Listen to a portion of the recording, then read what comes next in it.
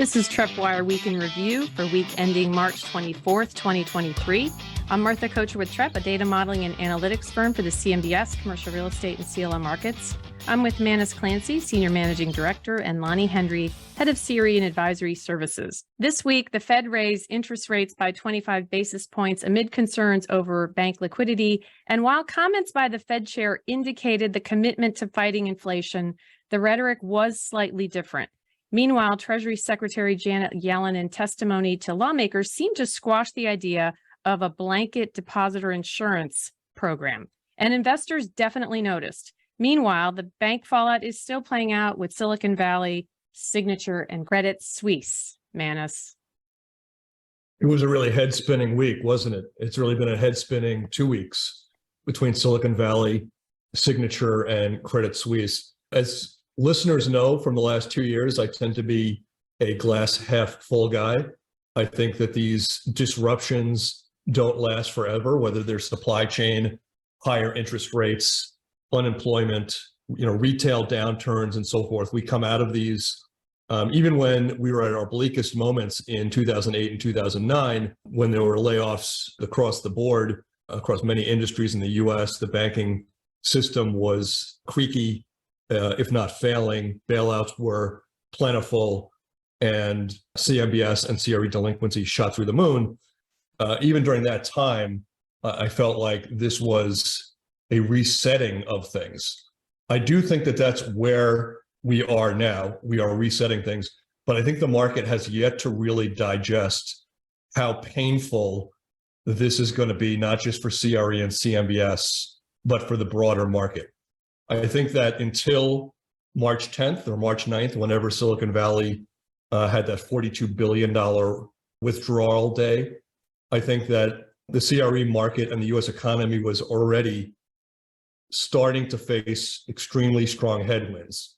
The rising rates were really starting to bite. The interest rate caps were problematic. Sources of capital were drying up. And that was before we saw this run on banks.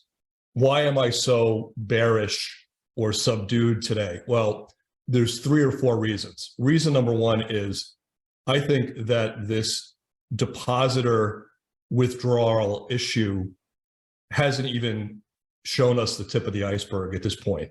If you are a CFO with more than $250,000 in liquid assets, you are spending morning, noon, and night trying to distribute this around to various banks, right? You are taking it out of community banks in some cases. You are taking it out of regional banks in some cases.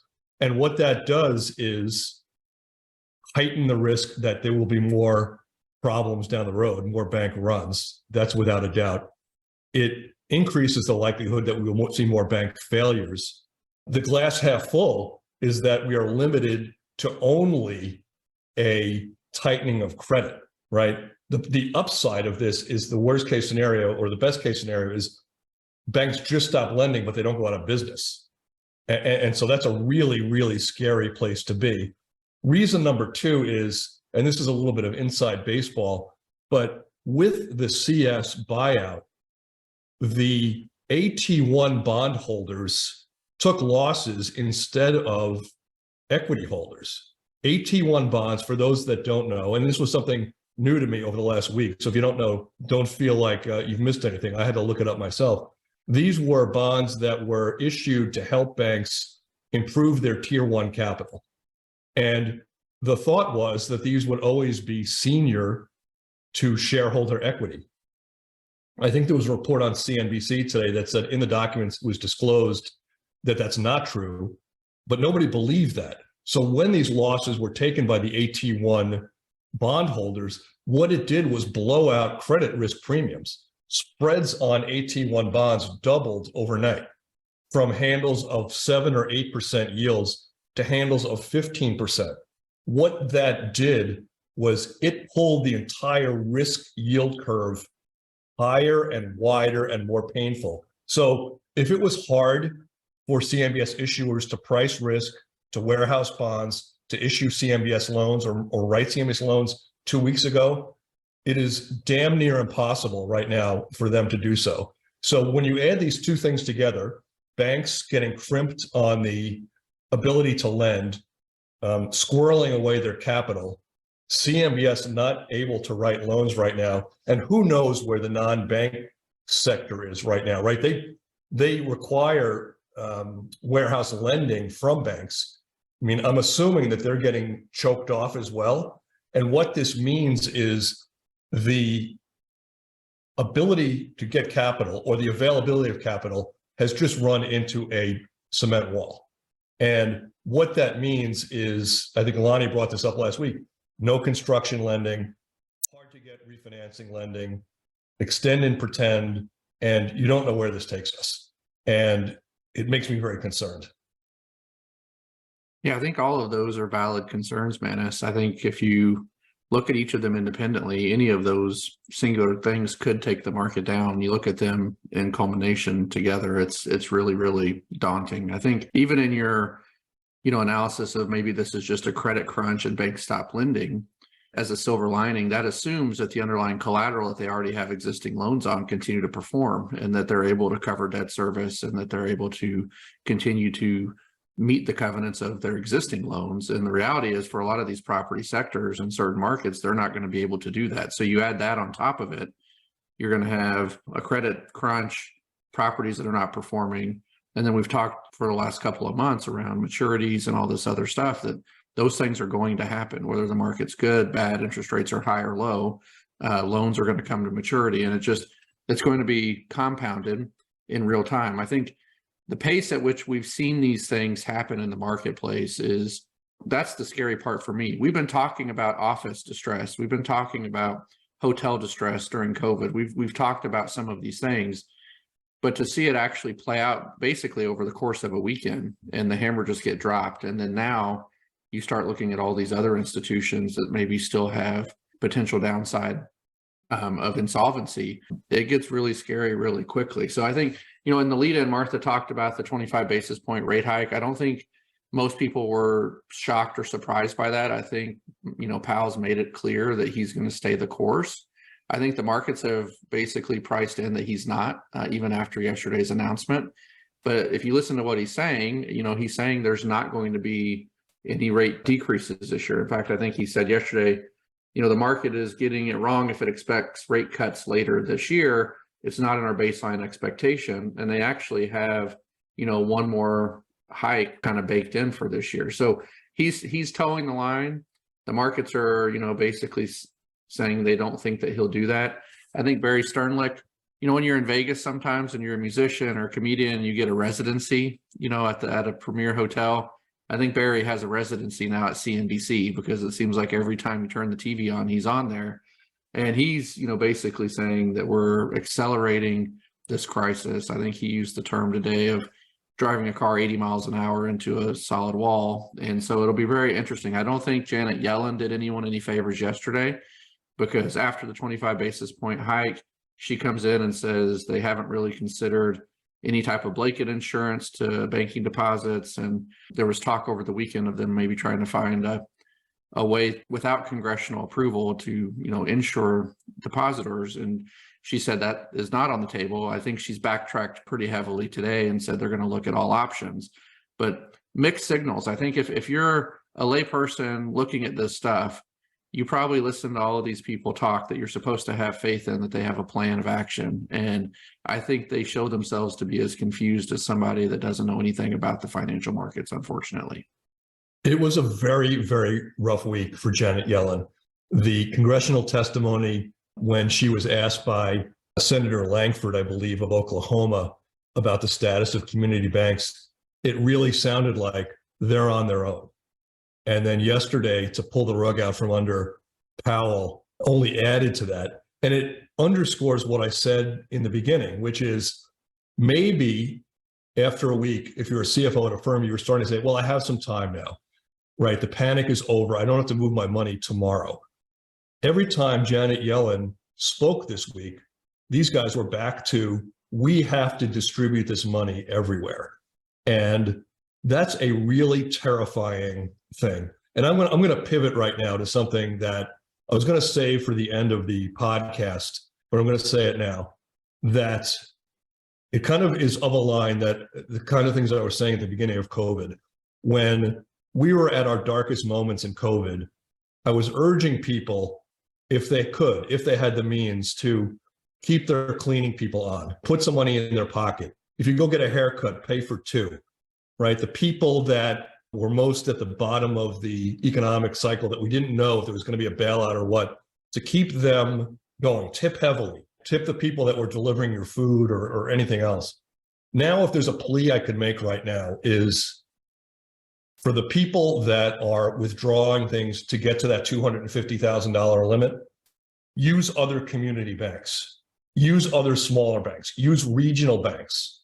You know what I watched today? That scene out of A Wonderful Life where Mrs. Davis says, I'll take $17.50 instead of $20 during the run on the bank. It's a very emotional scene. I love that movie and I love that scene. Be Mrs. Davis in this moment. Be that person who says, yes, I want to take my $4 million and distribute it, but it doesn't have to go to Citibank or JP Morgan. It should go to other regional banks that help keep your local economy solvent, right? You want 4 or 5 bidders in your community, liquid, making capital available. If this starts taking out 100, 200, 300, 500 community banks, this is bad for everybody. It's bad for the local community. It's bad for unemployment. It's bad for the banking system. It's bad for borrowers. So, that's the end of my moralizing, but I hope people will, that have the opportunity to make these decisions, think about this and take it to heart. I think it's going to be a meme. Be Mrs. Davis. What would Mrs. Davis do? I watched it again. I turned it on. I'm going to show it to my students at Clemson next week. It's always important to be selfless. Sometimes it's more important than other times. Well, it's one of my faves, Manna, so you wouldn't have to talk me into watching it again. I love that movie. I want to come back to the interest rate hike because I think we've done a number of analysis, and we had Matt Anderson on our pod last week who illuminated a variety of points on this. And I got to tell you, he has been so busy this week with inquiries that we've had from media, clients, other people in the market. He's burning the midnight oil in California, but he looked at a couple of pieces for us to give us some deep dive into what's going on. Yeah, so Matt actually put out a report that if you haven't been able to download or haven't seen it, we placed it on LinkedIn and Twitter. But if you'd like for us to send you a copy of his report, we're happy to send that to you. Just send an email request to podcast@trepp.com. But he actually looks at, the impacts of 25 basis point increase to the Fed's fund rate and what would happen to bank securities holdings and how it would reduce securities values by approximately $8 billion. So as it stood before the Fed made a decision yesterday, he was showing there's about $52 billion worth of capital that needed to be raised across multiple banks. And a 25 basis point increase was going to only exacerbate that by another $8 billion to the negative. And he actually in the report, I think, looks at about 100 basis point strata. So you actually get a pretty good feel for how 25, 50 basis points, while they maybe don't sound like that much, across the system have significant impact. And so it's a really great piece. Matt, as you mentioned, Martha, he's been on multiple calls this week. He's been quoted in multiple publications this week. I hope he's, taking some honey at night or doing something to keep that voice in good tone, because I don't think we're going to see anything lightening up on his workload over the next couple of weeks. Yeah, he sounded more and more like 70-year-old Bob Dylan a couple hours ago when I spoke to him. But for those that don't know Matt and or didn't listen to our podcast last week, let me first say that last week's podcast was terrific from the perspective of what we got out of Matt in terms of insights. But he's been doing this for us for 11 or 12 years now. During the last crisis, he accurately predicted, I think, 298 out of the 303 or 305 banks that were seized. I think the ones that he missed were functions of fraud. So he almost batted 1,000 in terms of his expectation of what was going to fail and what did fail. And he's really a incredibly knowledgeable guy on things like tier 1 capital, stress tests, CCAR, anything that has to do with forward-looking projections of income, losses, and so forth on bank balance sheets and income statements. And it's not just for the SIFI banks. He does this for all 4,000 or 5,000 or 6,000 US banks that are out there. So not just a great guy, but a guy who puts out great research. Yeah, man, it's really incredible when you look at how Matt's, projections in the last downturn, how accurate those were. A lot of people may not know some tools that the market could rely on and utilize in a similar fashion, the way Matt has, to see what's happening in real time. So if you're interested in that, you should definitely reach out, because we have an entire product suite on the banking side that measures a lot of the things that we're going through right now. And we'd be happy to walk through what those options could be for you if you're of interest in the current turmoil. So one of the things that has been part of a debate this week is the FDIC insurance for depositors above 250,000. That's something that's going to be probably debated, and will be interesting to see whether Congress can make any decision on that in the short term. But Lonnie, you've thought about this a little bit, and I think last week one of the things we talked about after the pod was over was the FHA deposit insurance. Yeah, so it's kind of interesting. We're talking a lot about FDIC and uninsured deposits and so forth, with the limit at 250,000 currently. And after the pod last week, as we were talking, Manus made a point that when banks are taken over, generally, they recoup about 85% of whatever through proceeds on sale and et cetera. So it got me thinking, like in residential real estate, if you take out a mortgage loan and you put less than 20% down on a conventional mortgage, the lender will require that you purchase private mortgage insurance, which effectively, insures the lender against loss on that top 20%. So if you put 5% down, they're effectively getting an insurance policy for the remaining 15%. The FHA has a very similar program. It's actually even more lenient for borrowers in the sense that on residential, they can purchase a home for 3.5% down and then get insurance. It's a little bit different. Instead of private mortgage insurance, it's called mortgage insurance premium, or MIP. But effectively, the borrower is required to purchase an MIP policy that covers the lender, again, for that 20% threshold. So in this instance, as Manus and I were talking, I thought maybe it would make sense that if the FDIC wants to keep the $250,000 limit in place on deposits, that there could be some other type of private or government-sponsored insurance program that insures some percentage, should a bank be taken over and assets be liquidated, to make whole. So that way you don't have to have a blanket insurance, for all deposits. You're effectively just insuring the ones that are taken over and are sold out. But it does provide some faith in the system for the depositor, so that they're not doing the bank runs and other things. So, I don't know at scale what that looks like, but it has proven to be really effective on the residential side, and maybe something like that could be viable in this type of scenario. So let me ask you this, Lonnie. I just want to scratch beneath the surface there a little bit. So who's paying the insurance there? Is it the bank or the person who has the account, right? Is this something that it's passed through as a bank fee, or do you see, a guy has, like Roku did $300 million at Silicon Valley Bank. They're the one paying a charge. How do you see it working? Yeah, I think you could have two options. So in the residential space, the borrower obviously is the one paying for the policy. So if you took that same model and extrapolated it over here, you would see the depositor would be the one paying for the insurance. But in the example of Roku, if you're going to have hundreds of millions of dollars in the bank and you don't want the headache of having to spread that across multiple institutions, you might be willing to pay for that policy for convenience. Basically, it becomes a convenience fee at that point and gives you certainty that your deposits are safe. For the non-$100 million type of clients, it would be you would assume a nominal enough fee that the banks could probably pass it on. Maybe in this, immediate instance, the government or somebody would offset some of those with credits or something like that to solidify the system. But I think that would all have to be decided. But if you look at the last 20 years and the number of bank failures, and if everyone paid a small percentage, you would build up some coffers pretty quick to cover these types of downturns. So it's not like you're having claims on this daily, monthly, yearly. This is kind of seems to be once every 10 plus year type of cycle. Yeah, there was a piece today on Zero Hedge, and maybe you could look at it during the next week, Lonnie, and comment on it next week. I think they were citing B of A research, but they did a projection on what the FDIC would have to charge for the entire banking system to be insured.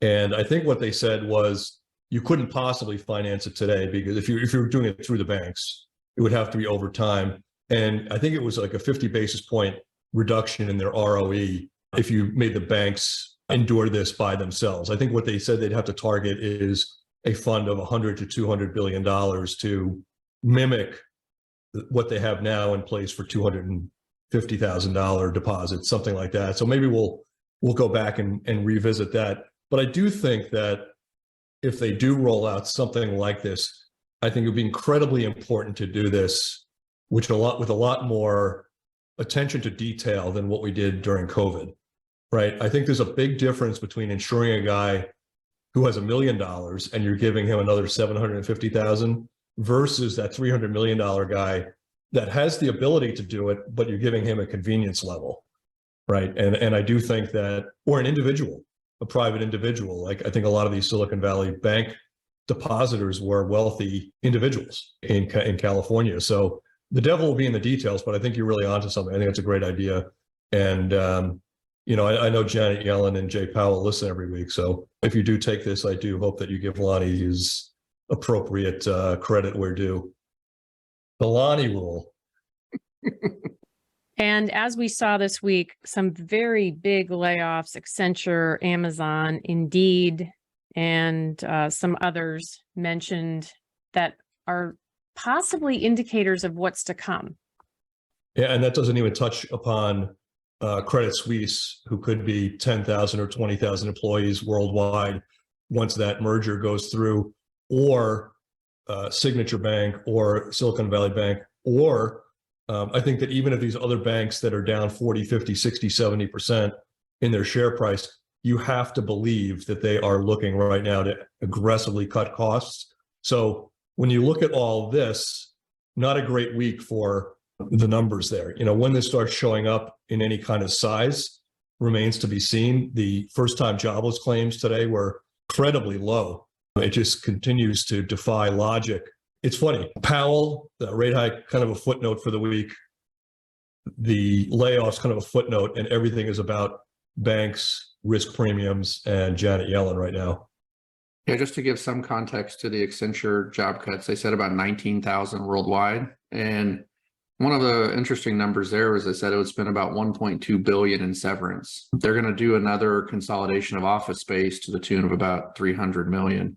So they're, to your point, man, it's really trying to cut costs. Another interesting tidbit was the Walmart announcement. So they're laying off hundreds of workers at 5 e-commerce fulfillment centers. So maybe bad news on the macro there that they're reducing their footprint at some of these fulfillment centers, although they were quick to say it doesn't impact what they're calling their current modernization efforts. So, they're still trying to put a nice spin on it. Hundreds of jobs for Walmart. Indeed was another one, 2,200 jobs. So I wonder on that one, are they giving their former employees like preferential profile treatment when they look for new jobs on the Indeed app? Indeed. And all of that leads us into the sector that everybody is talking about, which is the office sector. A lot of troubling stories there. Yes, very little green shoot activity, lots of crabgrass. I'll run through these as quickly as I can. The first one, this is from Rich Bachman of The Real Deal. One Liberty in Manhattan, which was a $1.5 billion valuation in 2017, a 50% share of that was sold for $500 million this week. So a drop in value from 1.5 billion to 1 billion over the last 6 years. Not a good sign. Crabgrass, Lauren Anesorge, the Triangle Business Journal, Citrix Systems is planning to sublease 150,000 square feet in Raleigh. At the same time today, a few minutes ago, Fidelity announced that they were vacating 120,000 square feet in Durham. Other stories here, we talked about 11 Madison Avenue. There, Credit Suisse is the dominant tenant, certainly an asset to watch. It is a 2.3 million square foot office in Manhattan. If Credit Suisse is to vacate, that would leave a huge hole there. In Minneapolis, United Health giving even more space up. Their headquarters at 9900 Bren Road East, which backs a $50 million single tenant CMBS loan, is now being offered for sale or sublease In the past, United Health had already put 475,000 square feet out for sublease by its subsidiary Optum, and 150,000 square feet of its own space out on Whitewater Drive. All of these stories, by the way, by Kelly Bush of the Minneapolis Business Journal. Now, United Health is adding another 150,000 square feet to that number. In Silicon Valley, Intel and Analog Devices are both seeking buyers for their offices. It doesn't appear like these will be long-term sale leaseback. They may be short-term leaseback situations, but in essence, Intel and Analog Devices both looking to give up sizable pieces of square footage. In Intel's case, 500,000 square feet. For Analog Devices, 300,000 square feet.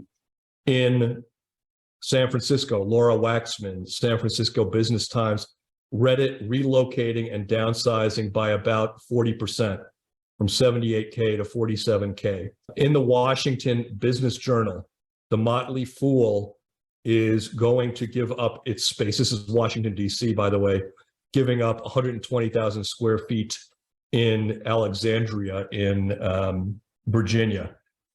In New York, first time watch list comments for a $265 million office loan indicated the top tenant, which is a for-profit college, ASA College, has vacated. They have 65% of the space at Herald Center near Macy's in Midtown. And that's all I have for now. I could have gone on and on and on. That is a short, believe it or not, abridged version of what could have been 20 or 25 Crabgrass stories that we could have gone through today.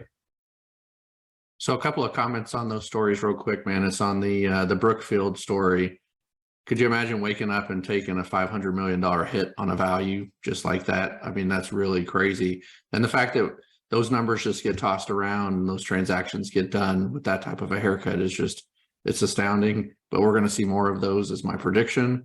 I think on the Raleigh story and the Durham story, it's really interesting. The Carolinas had caught fire coming out of COVID, and they were kind of seen as the next hot market. And I think over the last month or so, we've had several negative stories about people downsizing and other things there. So that's one of those markets where you maybe wonder if the infrastructure and the underlying fundamentals there just having a hard time supporting the rapid growth, and if they're not able to sustain longer term. So I think I'd be keeping an eye on those markets. And then the Minneapolis stuff, I mean, it's really, we've talked more about Minneapolis in the last 6 months than I probably talked about Minneapolis in 20 years. And so in CRE, if you look at all the sublease space, a lot of corporate headquarters up there, a lot of them trying to sell campuses, really, really tough time for that market now. Not great news for the office market. So we have a couple of reports that we're going to make available for our listeners. And so I'll walk through those quickly, both action-packed with a lot of data, you know, primarily tied to the office sector. So as Manus just ran through the stories, a lot of negative news around the office markets. One of the reports is based off of our taller data set. So you've heard us reference that on the pod before, but effectively it's an anonymized loan level repository sourced from data provided by large and mid-sized banks, shows collateral attributes and loan performance over time. What we've done is standardized risk rating for those office loans in the taller data set, and put a report together that highlights certain markets that signify, you know, potential risk based on those risk ratings. So, you know, interestingly enough, Minneapolis is on the report. This is from fourth quarter 22 data. It's actually on the lower end of the spectrum. The average risk rating for office loans in that market is just over 3. But if you look at San Francisco, they're approaching 6. And in our risk rating profile, anything above 6 is considered a criticized loan. The risk rating scale is from 1 to 9, with 1 being least risky and 9 being most risky. And anything above 6 is considered criticized. So San Francisco is leading the pack on a relative basis for the risk percentage or risk rating. We had one other report that we're going to make available. This is from our own Emily Yu. She did an analysis on the biggest changes in delinquency by MSA. So if you remember back to our February delinquency numbers, the office sector saw, I think, about a 30 or 40 basis point increase in the delinquency percentage. And so we've actually gone in by MSA and shown which MSAs have had the biggest delta. And so this will give you a really good idea. Top states, top 5 states with delinquency. Pennsylvania ranked #1 with the largest increase. And then Missouri also saw a large increase in the retail delinquency. So really great reports. We can't cover all the details on the pod. We wish we could, but we hope these reports act as a really nice supplement to some of the data that we just have to talk topically about. I never like leaving the office segment without at least one green shoot. So I will throw out a green shoot. I'll preface this by saying this particular story made me think of the people that go surfing during hurricanes. You know, either you think that they're crazy or you have like incredible admiration for their courage. In this case, I'm going to go with the incredible admiration for their courage. The story comes from a publication called New York YIMBY, which I think stands for Yes in My Backyard. Excavation begins for Rolex headquarters tower at 665 Fifth in Midtown Manhattan. That's the headline of the article. The property will be a 28-story building, which is at, I think, about 55th or 56th and Fifth Avenue in Manhattan. It will be a 420-foot tall structure with 200,000 square feet of space. And I don't know, Lonnie, what do you think? Is this crazy or is this admirable? I'm probably leaning more on the crazy side. And so, you know, I don't know if it's YOLO territory, but it's definitely on the crazier end of the spectrum, in my opinion. However, they are going to have a little bit of a retail component to that. So maybe they're going to sell some of the Rolex watches, which if you've been tracking that on the secondary market, Rolex has outperformed the S&P and several other investments over the last few years. So maybe it makes it, I don't know. Martha, you were probably a surfer back in the day, weren't you? I'm more of a boogie board kind of person. Gotcha. Safer. All right. One topic tied to some of the regulatory stuff that we were talking about earlier was the real estate roundtable, which, if people know in the industry, they do lobbying on behalf of real estate, especially commercial real estate. And they had an open letter calling for some emergency measures that would help the industry by having borrowers and lenders have ways to work out short-term debt extensions. Yeah, I'm going to have to take the negative side of this discussion, I think, in the sense that it feels a little bit like a reach to me. I understand the implications of a lot of these maturities and all of the macro market stuff that we've talked about today and the challenges both owner operators and lenders are going to face in the market should there be no intervention. But it's tough for me to look at some of these really large institutional players coming to the market now and saying, oh my goodness, rates have been, have risen so quickly, it's unfair and we can't refinance our property and we need to have somebody help us extend the debt, and give us some time. On the upside, when the market was going crazy and we were in a zero interest rate environment, they weren't feeling bad about increasing rental rates and taking those 1031 proceeds and buying other buildings and doing all the stuff that was happening on the uptick. And so it's very interesting how quickly the market shifts and that attitude changes as well. So these are the same people that were bemoaning eviction moratorium and student loan forgiveness and all these other things. But, on the flip side, if you look at COVID, the airlines got, definitely helped out with federal stimulus and other things to keep them afloat. Hotels received, some help. So there's a precedent in today's environment. I just think as a real estate investor, part of the investment cycle is that you have a decline in the ecosystem. You have growth, equilibrium, decline, revitalization. And if the government continues to prevent the decline component of that, it just makes it really interesting to see if we're actually talking about real market derived values and investments, or if these are just some semblance of that with a backstop so people take riskier bets and continue to push the envelope. Yeah, I'm more on the fence than you, Lonnie. I think that it all comes down to, is what we're facing right now a generational crisis like we saw in 2008, or isn't it? Is this a normal cycle, or is it something much worse? Now, if this turns out to be not as bad as maybe I suggested it could be during the open, then they should get the same treatment that the mall owners got, which is no relief at all, right? This is a down cycle. My gut is that this crimping of liquidity, this availability of cash will be extremely dramatic. And while I'm not in favor of intervention that allows for bailouts, and I do think it should be targeted, the notion that a bank could not put something into a criticized bucket and be forced to sell in a time where there's no buyers sounds reasonable. To make modifications to REMIC laws that give the special servicers more latitude, I'm okay with. I think that worked out extraordinarily well for hotels and retail during the COVID period. And I would be okay with that if the unintended consequences were well understood and thought through. You know, the thing that really got me to take that side of the argument is the notion that we've started this program where banks can pledge underwater assets to the Fed and get collateral back, right? So there's not forced selling of securities right now. However, when you look at a place like First Republic, I think the number is 80% of what they have is illiquid, is not pledgeable. And if they get into a situation, and we saw this week, by the way, that there were no takers for the Signature rent-controlled multifamily portfolio, or at least New York Community Bank wasn't a taker.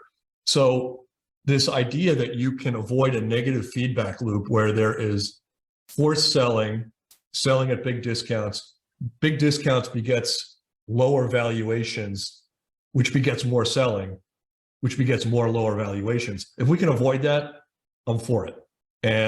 But then again, it shouldn't be used as a vehicle like PPP was, where you're just extending your loan for the benefit of keeping a 4% handle in because you don't feel like paying 7%. How you sweat the details, I don't know, but hopefully people do the honorable thing and, you know, don't game the system. I mean, I think there's a lot of that in our society now. I hope people take the high road.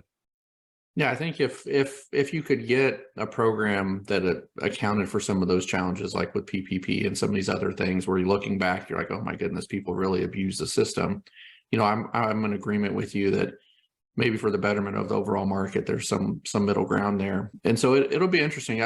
One thing that I think, you know, I kind of smile or chuckle at a little bit, and we've heard for the last 2 years about all this dry powder on the sidelines, right? And everyone's just waiting to pounce on these opportunities when the distress comes.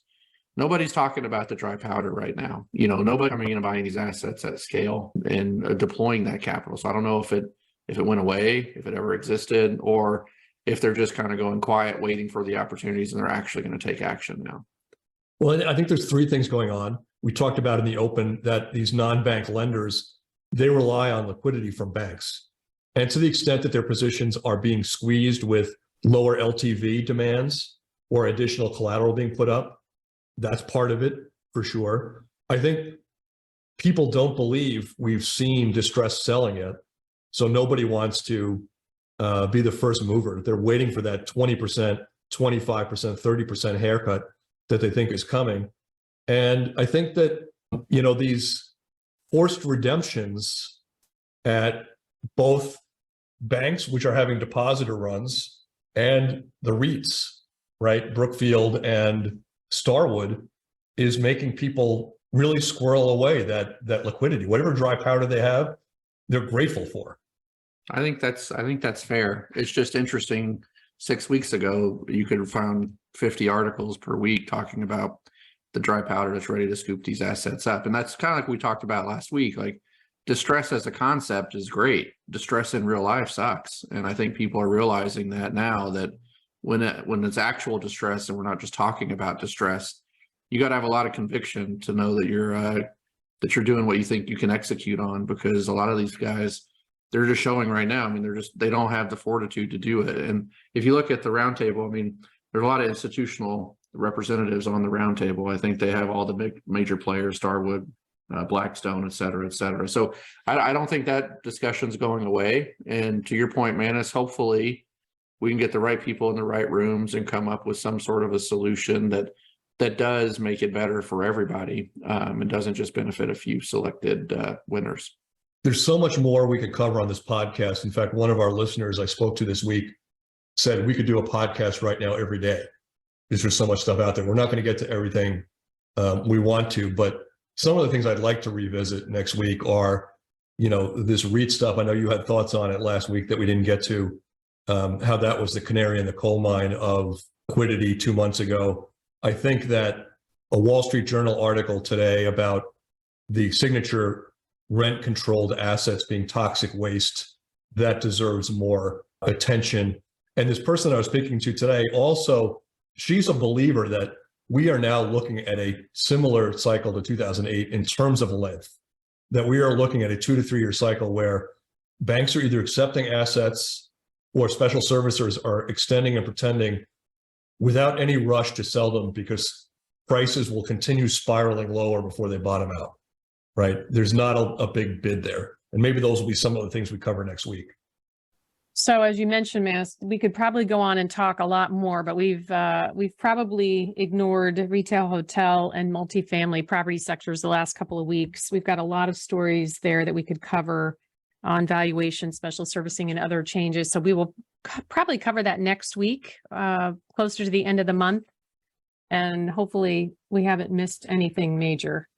Our programming note is our Market Pulse webinar, which is tomorrow at 1 o'clock. We've got Matt Anderson, Stephen Bushbaum, and Lonnie Henry, and they're going to be talking about the banks and why what's happening with them matters, as everyone probably is interested. So we've had a really good bunch of people sign up for that. If you're interested, let us know. We'll give you the information of how to register.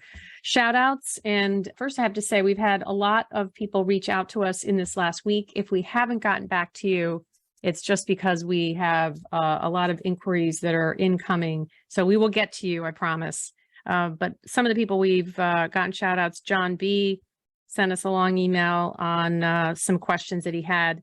Nick N. loves how the podcast tackles tough issues and had a question about positive leverage, which honestly, I have Matt Anderson doing the math on. So we'll see how that turns out. Isaac R. recommended us on LinkedIn. Jason J.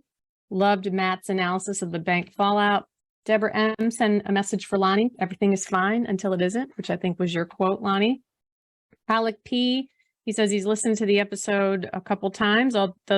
The dog is extra tired. If you're in the CRE industry, episode 187 is a must listen. Ben P. loved our pod on the banks and wanted a deeper dive into non-bank lenders. So we'll have to cover that at some point. John L., Steve K., Gary R., Shlomo C. loves to hear his name from us. So I thought I'd give him another one there.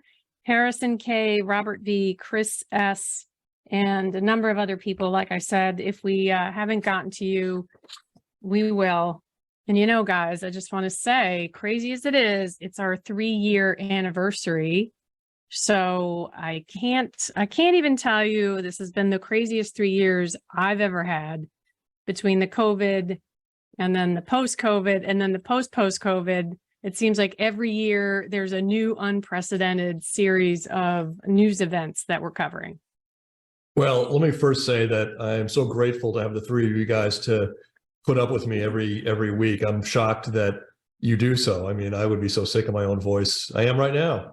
But I'm also grateful for our audience. As Haley pointed out to us this week, we're up to almost 7,000 listeners a week, which is just extraordinary that there are so many people out there that follow us. I'm just amazed by the thoughtfulness of the questions, just what people come up to us to have us think about, respond to, the maturity of the audience. You see other people communicate on Twitter and how toxic it can be. In 3 years, I've yet to have a situation where our back and forth with somebody has been anything more than professional, debating, our points professionally and without any attitude. It's so life affirming when you see that compared to what you see on television and other places on Twitter. So I'm just really grateful for that. And I look forward to another 3 weeks of this. I think it was years. I think it was years. I did say that as a joke. Yeah, sure you did. Yeah, I would just echo the sentiment. I mean, I haven't been here for the full 3 years on the pod as a regular, but having been on for the last year plus, it's been really exhilarating. And to both of your points, I mean, I think the interaction with our listeners has just grown significantly, and it makes what we call the funnest or best part of our week even more rewarding when we hear people or see people sharing our podcast or interacting with us. And it just means that what we're trying to provide here is resonating with the masses, and we love doing it. It's a privilege, and we're excited to continue to do it. And I think while we'd love to have nothing but great news all the time, the market and the world doesn't work that way. And I think it's a great place for us to be able to come together and talk about what's happening in real time based on data, not just opinion, and try to inform, the folks that listen to us. So we're going to continue to put our best foot forward and try to continue to educate and learn from the people listening to us. So thank you if you are listening, and we appreciate your dedication and the feedback that you share with us. And to Lonnie's point, we do try to call them like we see them. And when it's dark and negative, we don't try to hold back, but these dark days don't last forever. And it is a wonderful life, and do the right thing out there and help your fellow man. And there'll be bankers out of work and CRE lenders out of work. And the more we look out for each other, the faster we'll come out of this. And where would we be without Haley Keene, our producer? So thank you, Haley, for your dedication, late night editing, and all the other stuff that you do that only we know about behind the scenes. So with that, we'll close.